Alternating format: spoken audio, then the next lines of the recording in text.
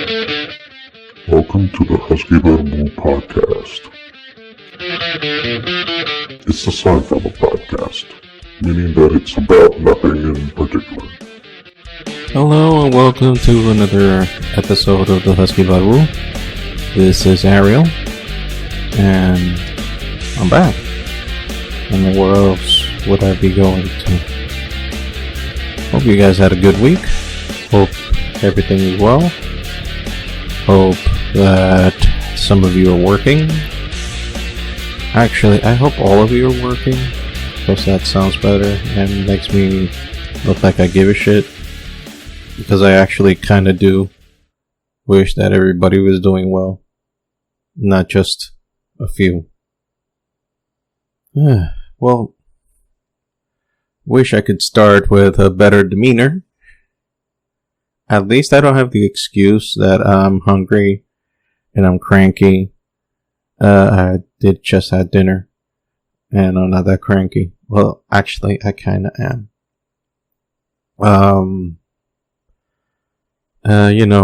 With the whole thing that's been happening this week, especially in the stateside, how everything is going on. I mean, I don't think I should be treading those waters, because I don't think I'm the right person to talk about that, because my skin tone is kind of white, not by choosing, actually. That's genetics involved there. But still, I wish that what happened this week didn't happen. Wish racism was abolished out of the hearts and minds of people. But that is wishful thinking. As long as they're human beings on the planet, there will be good and evil. Because good and evil lives within us at the same time. It's a contradiction. It's something that shouldn't be. We should all be more loving and thankful towards one another. We should all be more forgiving to one another. We should all be, we should all be thankful and mindful of each other's issues, instead of just being selfish pricks, like the majority of the time we are to each other. And I wish that it's something that we can keep in mind to do for one another, to help one another and whatnot. But unfortunately, we are selfish pricks. And on top of all of that, we also have motherfucking racists who think it's cool to just kill people based on the color of their skin and nothing else. So, rest in peace, George Floyd. Unfortunately, one of many people who were killed for no justified reason whatsoever, other than they had the wrong skin tone. This is fucked up. This is something that shouldn't be happening now in the 21st century with an alleged woke America. But unfortunately, and I don't blame righties or lefties on this issue. This is an issue that, unfortunately, human beings carry inside of in their DNA, I guess. I don't know. I don't know what the fuck is about people that they just feel like they can do shit like this to one another and think that's okay, that it's no consequences whatsoever. And that fucking pisses me off. That shouldn't have happened. It should never happen to anyone, regardless of their fucking skin color or their fucking beliefs or whatever. It just shouldn't be happening. But unfortunately, it happens. And in all the cases, I was going to say majority, but no, unfortunately, I cannot fucking go to that route, because it is always, all the time, black people. Always, all the time. Always. So what the fuck? What is it about black people that inspires this out of police officers? Because it's always police. It is always a police. So I don't know what the fuck. So I'm not even going to talk about if the rioting is justified. I already seen pictures of who started certain aspects as said rioting, aka a white guy. So that's nice. It's just disgusting. This whole week has been disgusting. If you guys remember last week, I paid my respect to Ravi Zacharias, the guy who helped me get back into a place near faith. Let's just call it that way. I don't even know how to define it. Get me closer to what is having faith in God. Let's say that. Or have whatever resemblance of faith in God I have left in me. Because after I went through. So I feel that today would be a good subject. I don't know how long we're going to do this. There's hardly any editing in this anyway whatsoever. I just boost up the volume and that's it. That's pretty much my extent of editing this thing. But, I was thinking that today I was actually going to talk about, in honor of Ravi, kind of defend my faith. Kinda. I'm no scholar. I'm not even close to being someone that has studied this subject. I try to read as much as I can. I'm not well read. I can barely verbalize the English language. But I can give my go to try to defend the reason why I believe what I believe. This is kind of be difficult since there's no one to counterpoint any of my views. But I just would like to start with this. In a world that we live in right now where we talk about acceptance, we talk about letting people be who they are and let everybody express themselves for who they truly are and let them be whatever that is. I find it very interesting that when you say that you want to believe in God, it's okay as long as you keep it to yourself. So it's okay that you believe in God. Well, yeah, it's okay. Just keep that shit to yourself and do not share it with the rest because we're not interested in that shit. We're kind of going to the opposite of that. We're going to the atheist route and the agnostic route. So, thank you, fuck you, bye. To steal a phrase from Jim Cornette, because it's my podcast and we cannot leave wrestling out of it. Not even for 1 second. We'll get to some of that later, I guess. Anyway. So we live in this world that most people or everyone claims that they are respectful of everybody's view, or that now truth is trying to become relative or post-relative or whatever you want to call it. It's confusing. So in a world that claims to be accepting of people being different and people having their opinions and whatnot, I find it strange that you say that you just want to believe in God. It's more looked like a frowned upon thing, where as a person claims to be a bear now, you'll be like, well, you know what? If you feel like you're a bear, go ahead and be a bear. You feel like being this, go ahead and being this. As long as you feel it, it's okay. Because it's you. Yeah, nobody tells you what to do. You convince yourself that you're this, then you're this. It doesn't matter what people say. So why can't I accept that logic in terms of God? I mean, just asking that question. Well, there is no evidence that there is a God. Well, there is no DNA evidence either that you're a bear. Or you can turn into a butterfly or none of that shit. So, to each his own. So, let's go into that God thing. Well, I dug myself in that hole and let's just go deeper. So, the reasons I believe in God. First off, personal experiences. I can relate a bunch of experiences that I've had that make me believe what I believe. I'll just mention a few. Some of them you might say, well, that probably this or that happened. Okay, and I accept that. I've questioned that myself.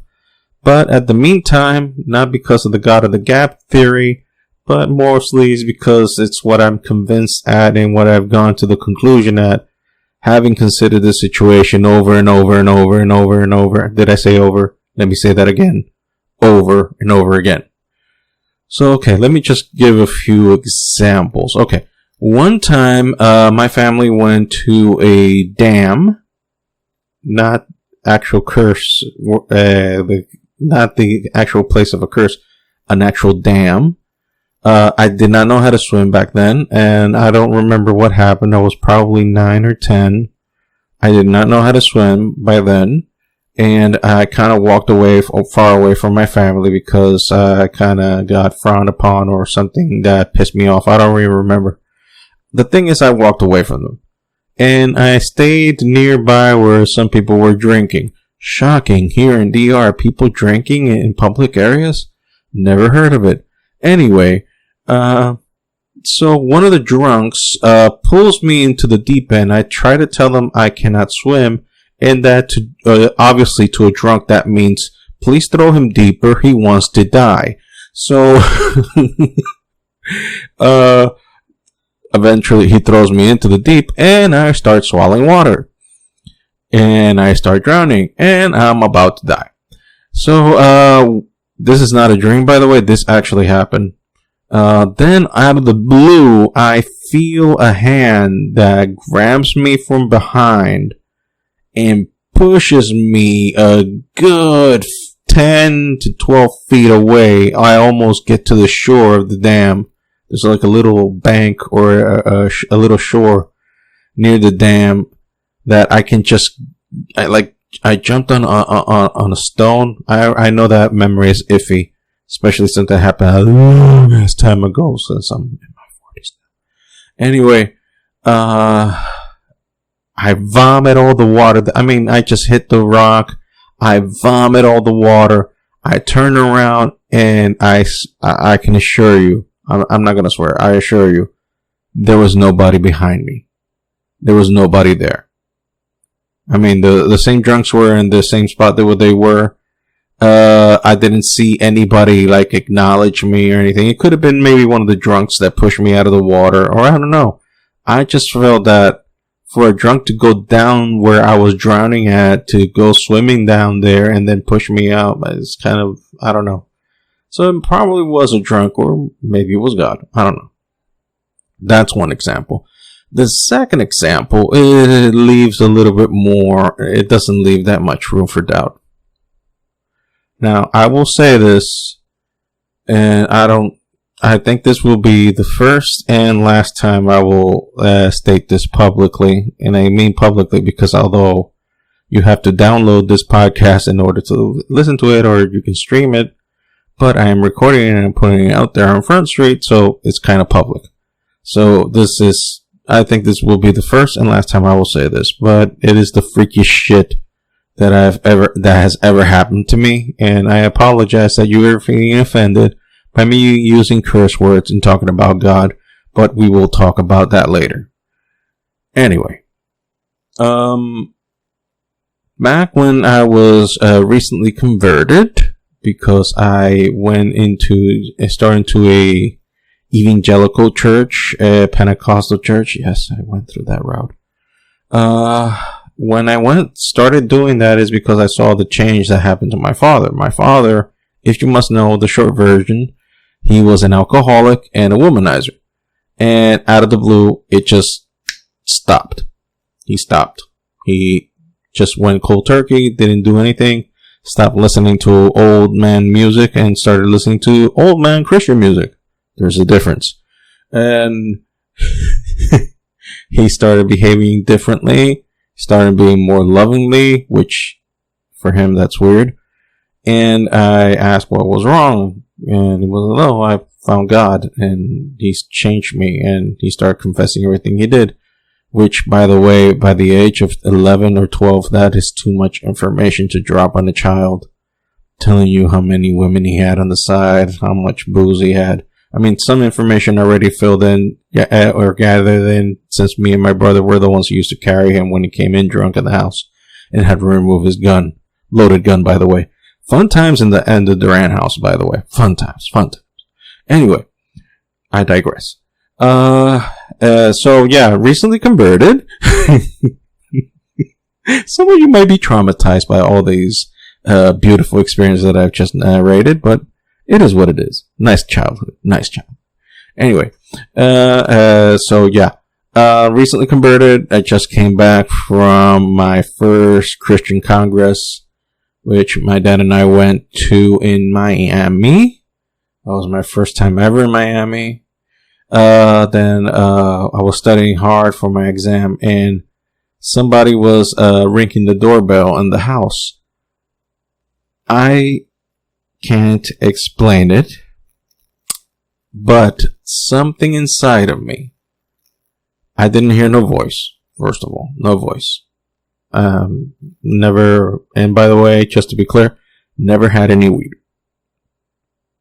or any other hallucinogenical or things that get you high.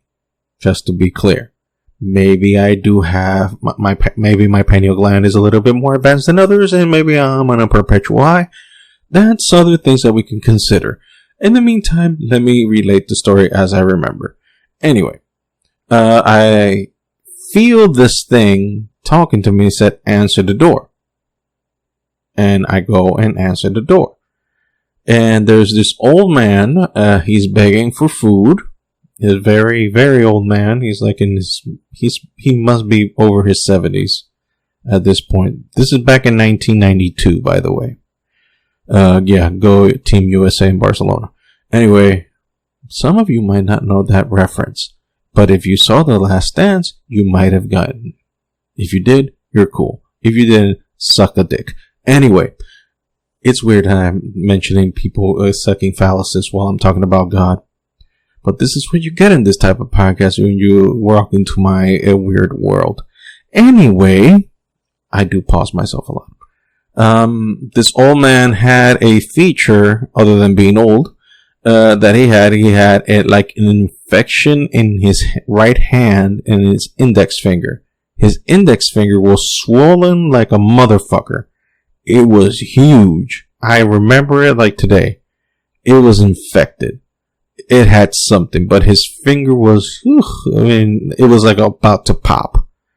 And I remember seeing this. And while I was there, I was like telling the maid in the house, you had maids in the house. Yes, we did. Like 80% of the households there back then have it. A lot of families in the ER and in Latin America have maids. Get into it. The big deal. La. Anyway, I asked the maid of the house to give him some food, because what did I know how to prepare food? I was fucking 13 years old. What the fuck did I know? Anyway, while I was talking to, asking for that, then, I felt that thing that told me to answer the door was telling me to tell him about God. And I do.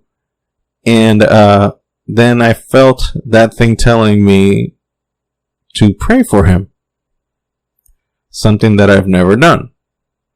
Prayed for anyone. And I did. And I make a prayer, whatever I could muster at that time, at that moment. And I can only hear, I closed my eyes, by the way. I didn't open my eyes because that's a good Christian boy. You close your eyes when you pray. And the maid, she saw what happened. I didn't, because I had my eyes closed. But she screamed bloody murder, because the man's hand, specifically speaking, that index finger that I told you was swollen, it reduced its size and went back to normal. How the hell did that happen? I have no explanation other than God did it. I don't have any healing powers, but I mind you. if I did, I wouldn't be 335 pounds. I wouldn't be this big if I had those healing vibes. I'll be like, and poof, 6-pack. What, you don't like 6 packs? Okay, 9 packs. What's up? 8 packs, sorry. 8 packs. Anyway, yeah, so those are just 2 of the experiences that I've had that make me think, yeah, there's probably something out there. That's just 2. And I won't say any more because I need to go to the other points. The other stuff why I believe in God is because the miracle of life. I mean, I just find it very hard to believe that all of this is just time plus matter plus chance. I find that very, very hard to believe.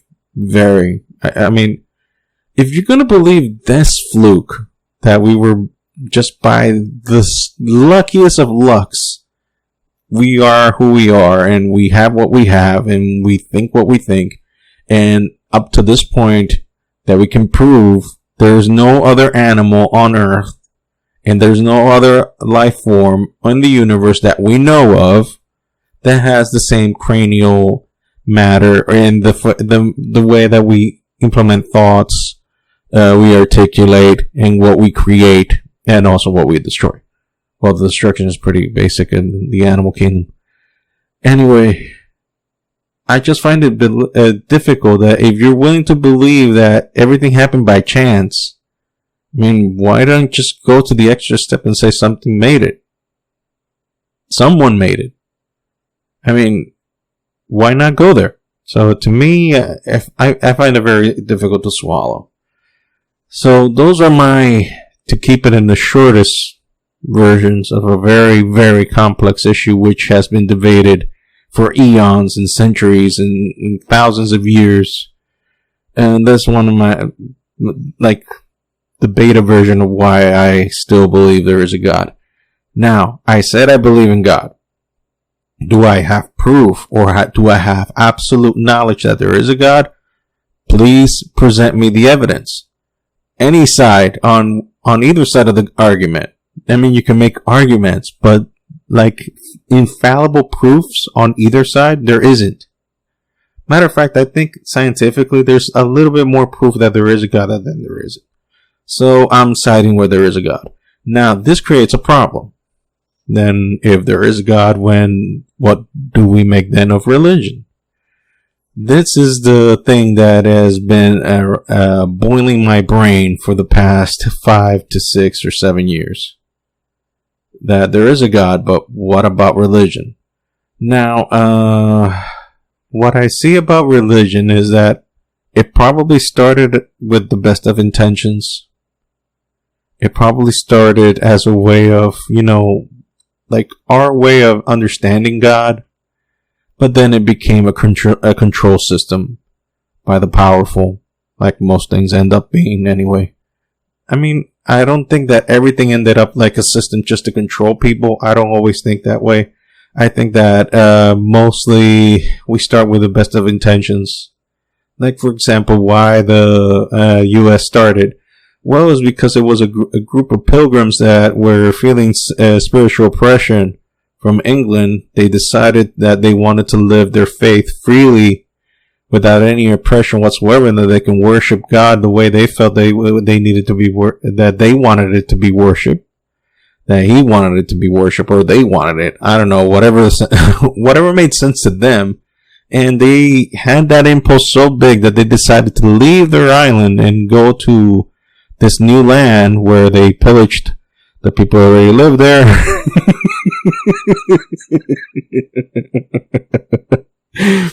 Removed them from there and claimed that land as theirs, and praise God, let's worship God now our way.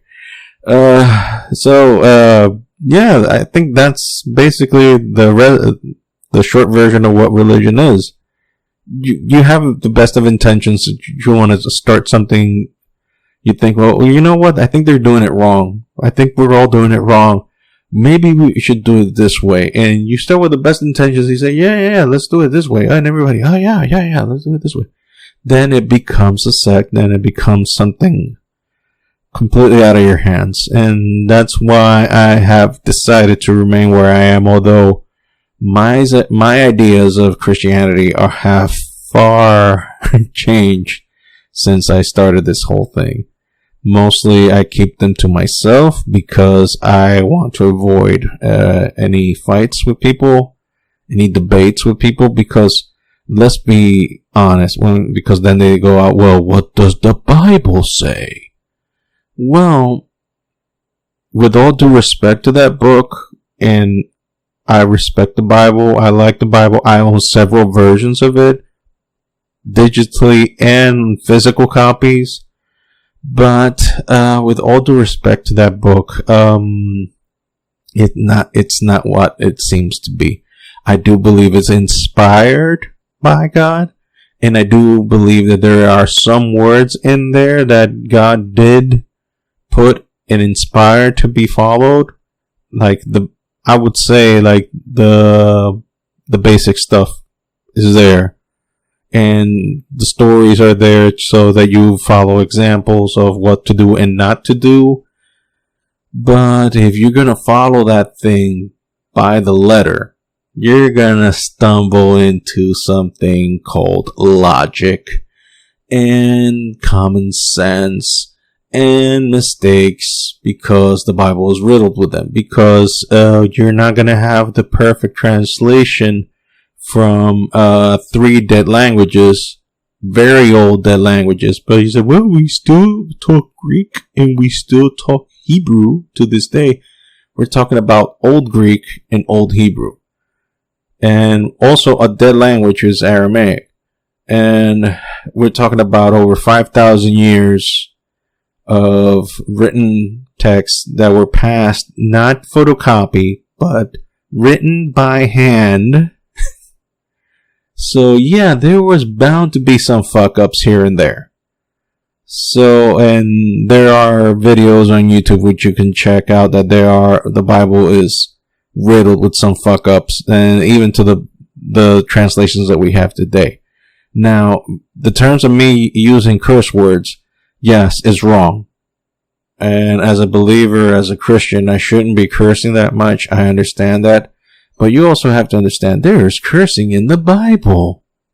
For example, when the Apostle Paul, everybody's favorite, wrote in one of his letters, and he said, all of this I have as, trash in order to follow Christ. The actual word that is, the original word that he actually wrote, or whoever wrote it for him, because apparently he had some eyesight problems. So he dictated his letters and had someone write it for him. There goes my little knowledge that I have. One of those letters, the actual word for that trash is actually shit. So, a man who is called Saint Paul wrote in the Bible the word shit. Let me repeat that again just to drive the religious folks a little crazy. The man called Saint Paul wrote in the Bible the word shit. The reason why it doesn't show up that way in the translations is because the scribes were like, we can't have that. We can't write that. That is sin. Let's take that away and let's change it to trash. So there you go. That's basically problems that with Bible Translations 101. So pardon me if I destroy your illusion of the Bible. I don't worship the Bible. I worship God. Yeah, but the Bible is the Word of God. It's inspired by God, but it's not the full Word of God because there's some problems with it. And the faster you acknowledge it, the better you are. Now, I'm not saying let's throw the Bible to the trash and it's worthless. No, as I said, most of what is translated, for example, it has been concluded by both believing scholars and non-believing scholars that the New Testament is 91% accurate. So the percentage of errors in the New Testament is very low compared to the Old. Because in the Old, well, it's old. But the New Testament is 91% accurate. So that's pretty damn good if you ask me. That's pretty damn good. So the New Testament, you can pretty much take it to the bank. And what I like also about the newer translations of the Bible, and especially in the New Testament side, is that they put footnotes and letting you know, this part, there's some problems with it, and letting you know up front. They're being honest and letting you know, this part was not in the original text. So this one is iffy. Take it with a grain of salt. But the problem is that on the Christian side, they worship the Bible as the Bible is God. And I have a problem with that. I'm not saying take the Bible and throw it into the trash. Again, I'm not saying that. What I'm saying is that the Bible is an inspired book by God, but it's being used to mislead people in a bunch of ways. So what do you do with the Bible? Well, you do what Jesus said. You let the Holy Ghost guide you to all truth. I can't believe I'm this has been mostly a preachy podcast, which I would probably take that is going to be low, but it's important to me, and I kind of like these type of subjects. I don't do them often because I don't like to be looked down like a bookworm, which I'm not. I'm really not. I'm a geek. First and foremost, I'm a geek. But Bible stuff is something that I've always followed since the age of 13. So since I was shown the ways of God by my dad. So Bible, and I was trying to learn stuff, although again, I am no scholar. And by the way, fact check me, and if I'm saying something wrong, please, I'm saying something wrong. I am not claiming I have infinite knowledge of the Bible. I'm not claiming that I know everything. I'm just letting you know my opinion, my 2 cents. I could be wrong. I'm not a God, or I'm not God. I can be wrong. And I probably am wrong. So please do your own analysis, do your own study, and don't believe everything I say. So, yeah. There. So I think I got all of that out of my chest. So, I believe in God, have some problems with religion, have some problems with the deification of the Bible. I do hold the Bible as a gateway to truth. I don't think that I have to take it by the letter, verbatim, everything that it says.